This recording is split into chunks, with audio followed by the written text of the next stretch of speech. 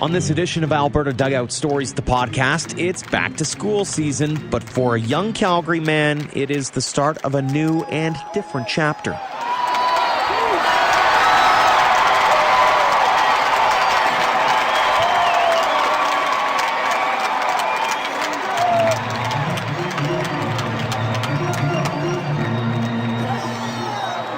Welcome to episode 54 of Alberta Dugout Stories, the podcast. I'm Joe McFarland.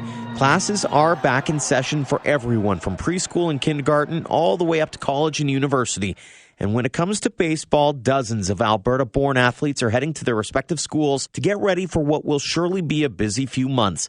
It's also a time of transition as some try to figure out what's next after finishing school in the spring.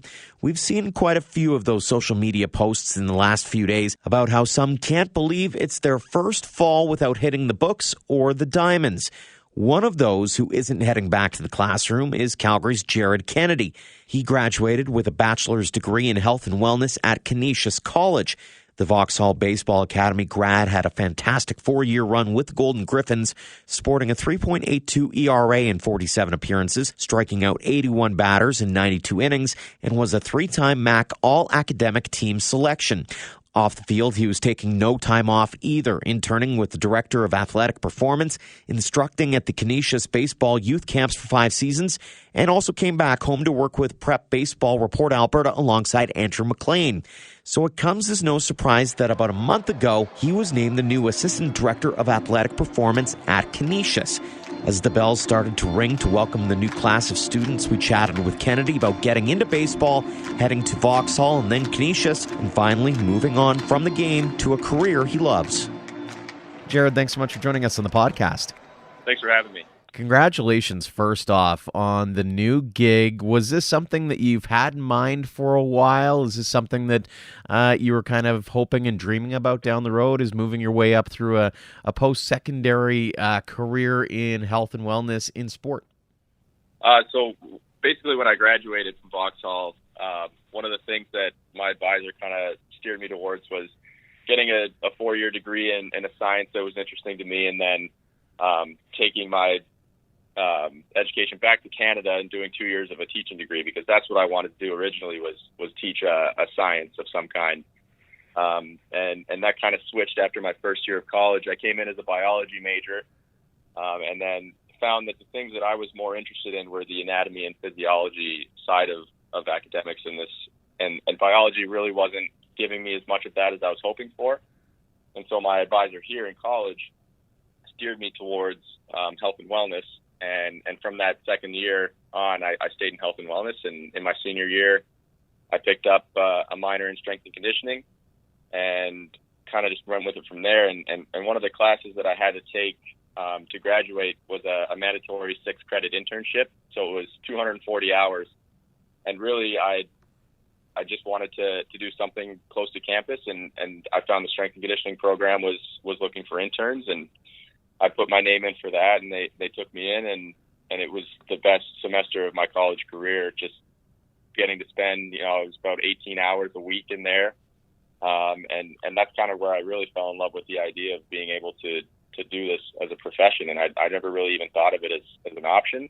And they were pretty good in there with me, and they, as halfway through the semester, the assistant who I was actually interning under left. So I ended up interning under the head strength and conditioning coach, who's still here now, Mike Guzda, who is now my boss. He's actually somebody, he took every single team in the spring last year himself without an assistant, because he wanted to offer me the position, but he had to wait until I graduated to do that. Unreal. What is it like to have that faith placed in you that early on, and to have somebody kind of waiting to put you under their wing like that? It was really awesome, and I'm very grateful for what Mike has done for me so far. It's extremely hard to get into this business. There's only so many strength coaches in Division I or even Division II or III that are open, and I found one that opened up kind of.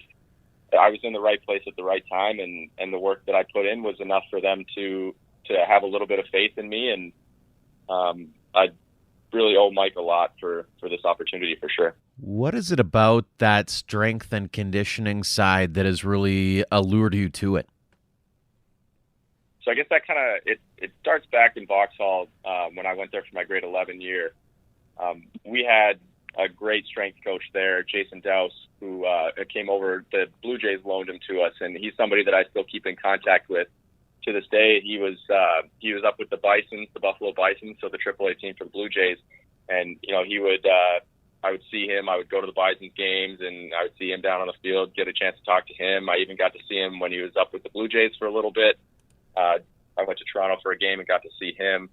So he really started it off in grade 11 with, I kind of got to see how the weight room really translates to the field, and how me being a skinny kid showing up at Vauxhall could put on some weight, and I started throwing harder because of the weight room, and that was one of the big things. And then Jeff Cushell was another guy who oversaw MLB International Strength Program, and we also got to work with him at Vauxhall. So it was a tag team of those two guys that really showed me early on what it means to be in the weight room and what the weight room can do for you athletically and as a pitcher for me, and just as a baseball player in general. And at the core of this is being an educator at the same time as well. And so what got you into wanting to be someone who could teach someone about something? Yeah, so I guess that kind of, it goes back to just finding mentors and people that you look up to and people that you want to emulate in kind of your daily living. And for me, the teaching side of things was Scott Reiling. He was the biology professor at Vauxhall, and I loved his classes. And that's the person who kind of steered me towards biology, because I did pretty well in it in high school. And I just pretty much I wanted to do what he did. And I wanted to be like him in his teaching style, and I really learned a lot from him, and that kind of, I was actually talking to an athlete about it today, and they said, well, what did you want to do when you came to college? I said, well, I wanted to teach, and they were like, well, I guess this is a form of teaching, and so I was really happy that I was able to merge two things that I really love into one big job. How important was it for you to make sure you didn't have one line of thinking in your future endeavors, that you were willing to bend with whatever came your way? Yeah, a lot of it was just staying open to just anything that came my way. I think my whole plan, even when I got back on campus for my senior year, was I was going back home. I was going back to Calgary, and then I was just going to kind of see what happened from there. I actually did an internship over the summer before my senior year with Prep Baseball Report with Andrew McLean, who was another guy that I really looked up to, and I thought that was going to be my future, was working with him, working for him, and so I was lucky with that. And this internship came and it really opened the door for this opportunity, and so I was kind of preparing for it all year. And over the summer here, I had to do a ton of studying for the certification exam to be a certified strength and conditioning professional. And so I was doing a lot of that stuff, and a lot of it was just, I knew it was coming, so the preparation part was easy. I just had to plan it out, really. That is kind of an interesting side note in all of this, is you've been working on the side, and before we even hit the microphone, I said you're one of the busiest guys I've ever seen just based off your resume. And talk about that Prep Baseball Report with Andrew. I mean, this is kind of off the beaten path, because you're setting up events, you're building online profiles, you're doing stuff that isn't necessarily strength and conditioning or health and wellness related.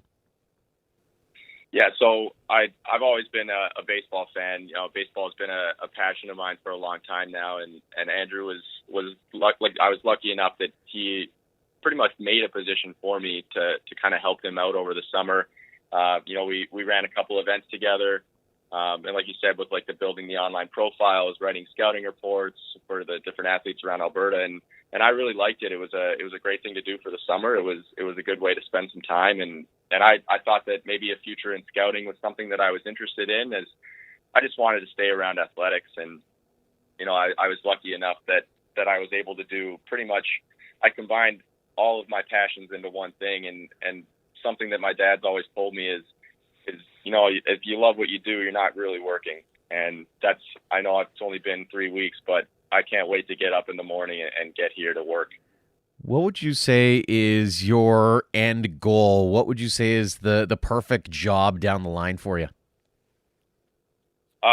Ideally, I would be able to stay in the United States and work at like a Power Five conference and be a head director at one of those schools. But like I said earlier, those opportunities don't come around often. A lot of times when guys crack into those kind of opportunities, they like to hold them for as long as they can, and I don't blame them for that. So a lot of this is going to be just kind of playing it by ear and just kind of seeing what pops up down the road for me.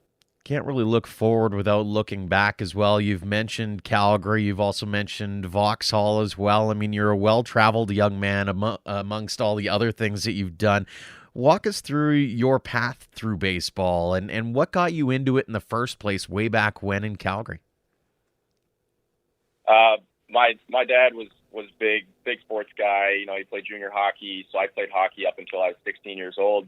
Really, the year before I moved to Vauxhall, I tried to play hockey as long as I could, and it got to the point around 14 or 15 years old where I started getting more opportunities in baseball, whether it been like Alberta Summer Games or like top prospects, and then eventually the Canada Cup was the top of where I got in Alberta. A lot of it just came from, like, I started out in Little League. I played Little League all the way up until I was 14 years old. I never really got into those big travel organizations until I turned 15. I played for a travel team out of Strathmore. So and at another place to where I kind of played baseball. And then Strathmore, Zane Anderson was the guy who actually got me in contact with Vauxhall. He used to go there, or he went there, and so did his brother Dale. And they were pretty big in getting me into Vauxhall because they had a good rapport built with Les, and that was pretty much what started my journey into Vauxhall. And then went to Vauxhall for 2 years. Mike McRae was the head coach at Canisius when I was recruited here, and him and Les had a very good relationship, and that's kind of what got me here was knowing that Canadians were going to be taken care of here, and I was going to have some teammates. JP Stevenson was already here that I played with at Vauxhall, and then after my freshman year, Carson Perkins was recruited to come here. So it was a familiarity thing, and now that my playing career is over, I'm just getting to focus on being the best strength and conditioning coach I can be. How do you look back on your days in Vauxhall? Vauxhall was two of the best years of my life. I've made some lifelong friends from there. Just the other day, I was asked to be a groomsman in Brady Moxon's wedding, who was a guy I graduated with, and he's getting married in July. And so it was awesome. Just the way that they prepared you to be a college baseball player is bar none. There's nobody that really competes in my mind with what they do, and their coaching staff and the support staff that they have there, and just the facility, the idea of living in the dorms before I even got to college. It was really such a smooth transition for me coming here. I was ready to live away from home. There was a lot of people that even were an hour away from college that were struggling with it, and I was 33 hours away by car. And I found it was a really smooth transition just because of how well that Vauxhall prepares you for the next level. And that next level you did really well in, and your accolades are pretty well documented. But I'm looking towards what you have to think about your time at Canisius and what you will remember most about your time on the Hill. I think the biggest thing I'm going to remember is that junior year, that MAC championship win, and then going to the regional in Minnesota. One of the biggest reasons I came to Canisius was that they had a winning program, and they had a good track record of guys performing well and getting opportunities as freshmen. And I was given opportunities as freshmen. As a freshman, it didn't go as well as I had hoped it to, but everybody that comes here is going to get a chance to play right away. We've won a lot. We were the number one regular season team my senior year, and we made the playoffs all 4 years. So it was a great team atmosphere, and the culture that they're building around here is going up, and it's on the upward trend even more than it already was when we got here. But yeah, just going back to that junior year, that run we went on towards the end of the season, it was the last series of the year. and we needed to win one of the 3 games to even qualify for the playoffs. And so you could kind of see some nervous faces around. Is you never want to be the team that breaks a streak. Like I think it's up to 12 or 13 years straight into the MAC tournament now for us, and we didn't want to be that team. And we swept that weekend, and then rolled into the MAC tournament and won 4 straight there. So that's definitely the biggest thing I'm going to remember. Talk about being a 3-time all-academic team selection. What did it mean to you to not only be a good athlete, but also a good student as well? Academics was something that was pretty strict with my parents. They always said if they were going to pay the money for me to go to Vauxhall or pay the money for me to go to college, I was going to get an education too. It wasn't just about the baseball side of things. They wanted me to be properly prepared for when my playing career is over. And I'm very happy that they did that for me.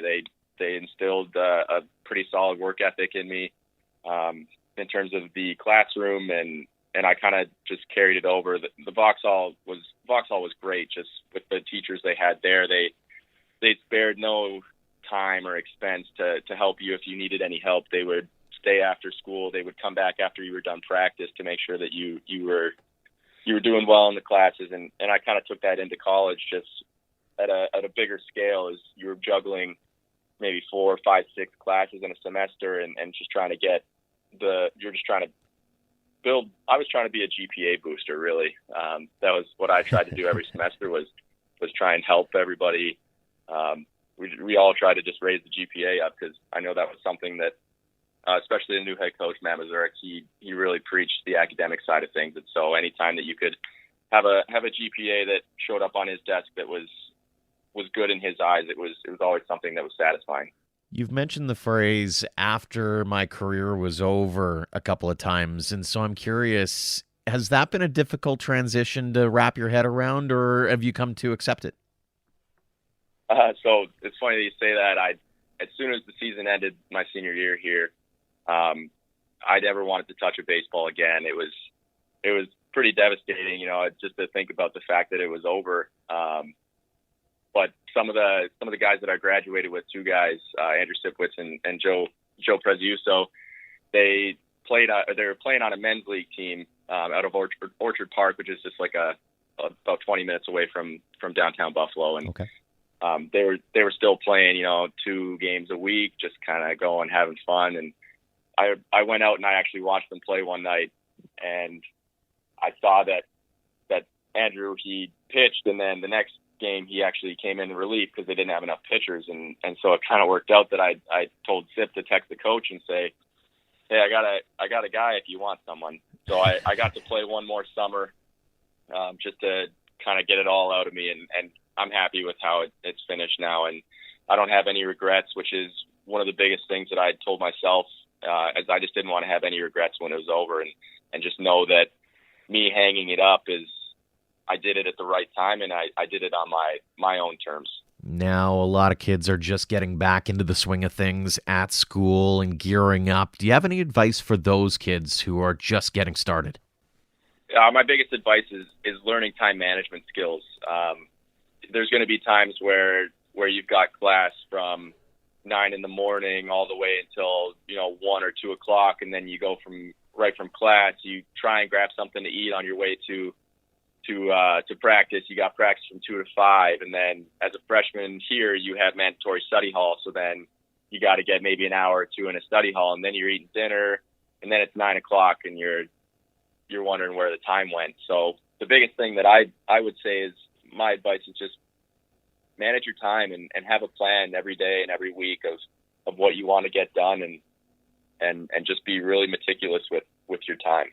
And beyond that, for those here in Alberta who are listening saying, man, this kid from Alberta has done pretty well, what pieces of advice would you offer to the Alberta kids who are looking to forward their baseball careers and even their life aspirations, whether it be in U.S. or even Canadian post-secondary?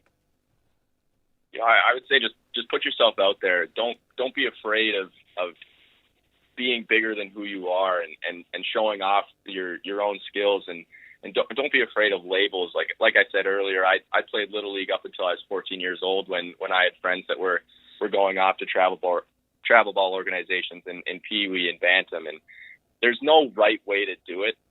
There's only your way. I think that's the biggest thing is just knowing that you don't have to play for the biggest teams or you don't have to pay the most money. It really just comes down to opportunities, and you create your opportunities yourself.